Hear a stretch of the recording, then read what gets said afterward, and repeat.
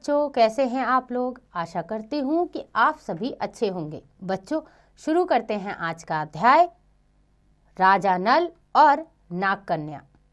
यह एक लोक कथा है।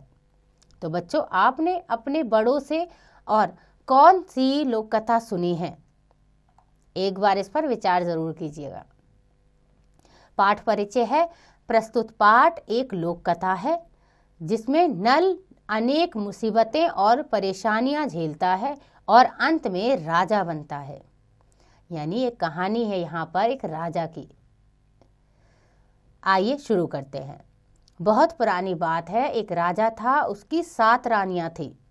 7 रानियों में से किसी ने भी किसी बच्चे को जन्म नहीं दिया। राज्य में चारों तरफ खुशहाली थी, मगर घर में संतान न होने के कारण राजा अत्यंत दुखी रहता था। वह बड़े बड़े साधु महात्माओं को अपने दरबार में बुलाकर उन्हें भोजन कराता तथा उनसे संतान प्राप्ति का आशीर्वाद प्राप्त करता, लेकिन उसे कुछ लाभ नहीं हुआ। राजा निराश हो चुका था। यानी एक राजा था जिसकी 7 रानियां थी, लेकिन किसी के भी बच्चे नहीं हुए। राजा निसंतान था और इसी को लेकर वो दुखी भी था। बहुत समय बाद राजा की बड़ी रानी ने एक पुत्र को जन्म दिया। पुत्र का समाचार सुनकर राजा को बड़ी प्रसन्नता हुई। उसने सारे राज में ढोल बजवाए, बहुत सा धन दान भी दिया।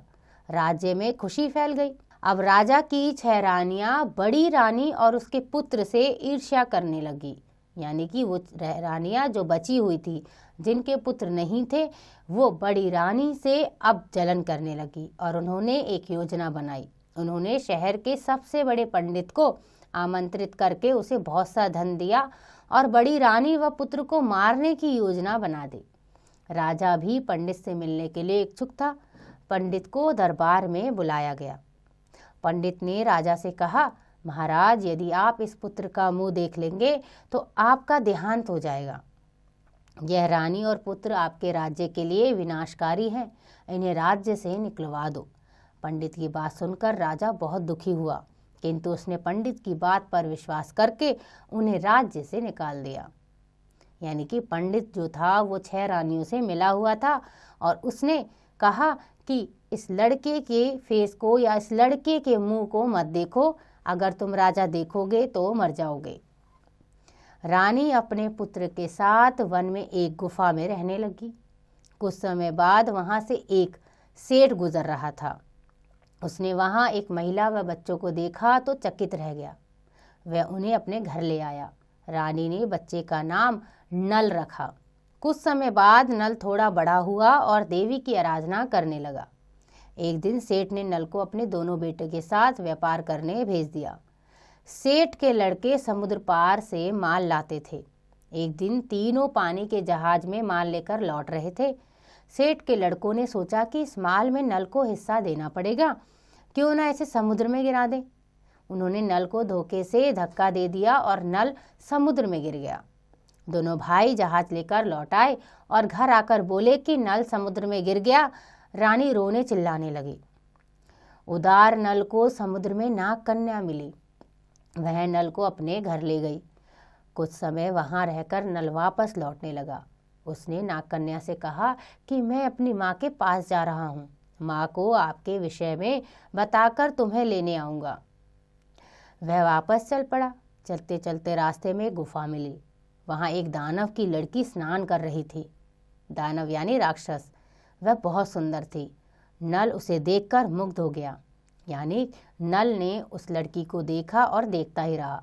लड़की ने नल को देखा और पूछा, तुम कौन हो, कहाँ से आए हो?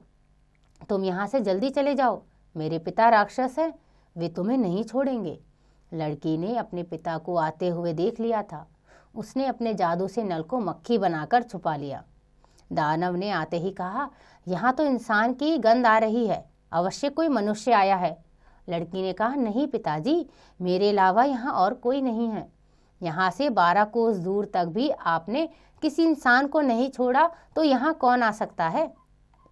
नल को रहते वहाँ कई दिन बीत गए। नल दानव को मारकर उसकी लड़की को उससे मुक्त कराना चाहता था, लेकिन दानव की मौत कैसे हो सकती थी, यह नल नहीं जानता था। क्योंकि वह बहुत शक्तिशाली था और उससे कोई जीत नहीं सकता था। एक दिन दानव की लड़की अपने पिता से बोली, पिताजी, आप मुझे यहाँ अकेले छोड़कर चले जाते हैं, कहीं आपको कुछ हो गया तो? दानव ने कहा, मुझे मारने वाला दुनिया में सिर्फ एक ही व्यक्ति है, लेकिन उसे भी मेरी मौत का पता नहीं है। वह बहुत शक्तिशाली है और देवी का भक्त है। उसका नाम है नल। यहाँ से 7 समुद्र पार घने जंगल में चंदन का एक लंबा पेड़ है। उस पेड़ पर एक पिंजरा है और पिंजरे में एक तोता है। उसमें मेरी जान है। उसके मरने से पहले मैं नहीं मर सकता। पेड़ पर अनेक जहरीले सर्प व कीड़े मकोड़े उस तोते की रक्षा करते हैं। वहाँ नल भी नहीं पहुँच सकता। नल और लड़की को उसकी मौत का पता लग गया। लड़की ने अपना जादू चलाया और उड़कर दोनों 7 समुद्र की ओर चल दिए। 7 समुद्र पार करके चंदन के पेड़ के पास पहुंच गए। नल ने देवी को याद किया और पेड़ से लिपटे सर्प और कीड़े मकोड़े वहां से हट गए। उधर दानव को आभास हो गया है कि उसकी जान खतरे में, यानी दानव को लगा कि मेरी मृत्यु समीप आ रही है। वह अपने जादू से उड़ चला। 7 समुद्र पार नल ने दानव को आते हुए देखा और उसने तोते के पर काट दिए। दानव जमीन पर गिर पड़ा और पैदल दौड़ने लगा। नल ने तोते की दोनों टांगें तोड़ दी। फिर भी दानव लुढ़कता हुआ उनकी तरफ बढ़ता चला गया। वह पास आ गया और अपना जादू चलाने ही वाला था कि नल ने तोते की गर्दन मरोड़ डाली और दानव मर गया। नल ने दानव की लड़की से शादी कर ली और घर की तरफ लौट पड़ा। उदार नाग की लड़की बहुत समय से नल के लौटने का इंतजार कर रही थी, लेकिन नल वापस नहीं पहुंचा। उसने कई राजाओं के पास संदेश भेजा कि जो भी उसे नल की कहानी सुनाएगा वह उसी से शादी करेगी। नल अपने राज्य की सीमा पे आ चुका था। उसे भी इस बात का पता लगा और राजा के दरबार में पहुंच गया। फिर वह शुरू से अपनी और अपनी माँ की कहानी सुनाने लगा। कहानी सुनते सुनते राजा व्याकुल हो गया, क्योंकि वह जान चुका था कि यह उसका अपना ही पुत्र है। कहानी खत्म होने को ही थी कि राजा अपने सिंहासन से उठा और दौड़कर नल को अपनी बाहों में भर लिया। भरे दरबार में हलचल मच गई। नाग की लड़की ने भी उसे पहचान लिया।